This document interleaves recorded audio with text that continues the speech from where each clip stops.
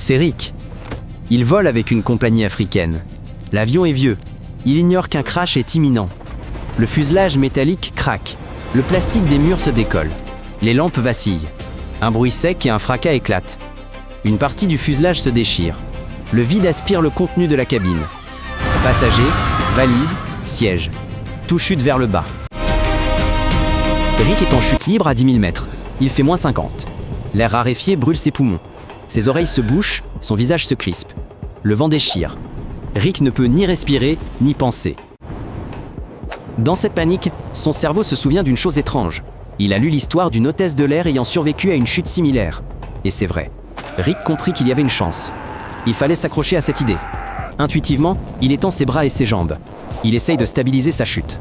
Ceci réduit la rotation. Le corps peut alors voler droit. La vitesse se stabilise à 190 km/h. Il s'agrippe à une valise, en vain. Il ouvre un parapluie, le vent l'emporte aussitôt. Une jeune femme, éjectée comme lui, le rattrape. Ils s'agrippent à une autre valise et poursuivent leur chute. Ce qui les ralentit de 10, peut-être 15 km/h.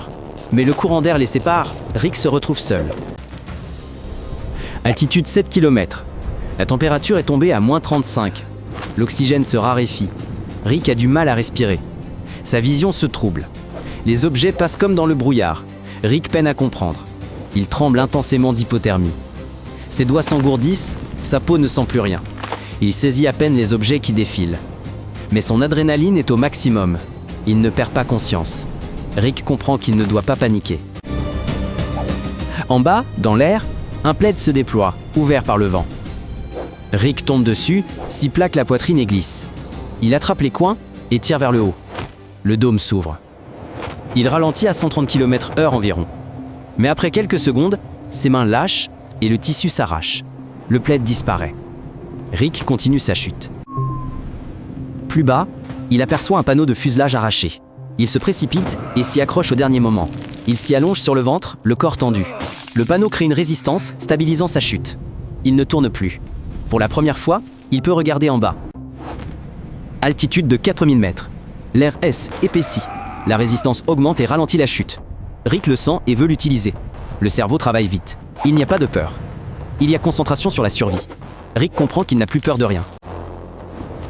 À 2000 mètres d'altitude, Rick voit la surface se rapprocher. Il comprend qu'il doit choisir où atterrir. En bas, il y a des arbres, des toits, des rochers. Seule une montagne, la plus haute, est couverte de neige. Il déplace son poids. Le panneau dévie légèrement. Il parvient réellement à changer de direction.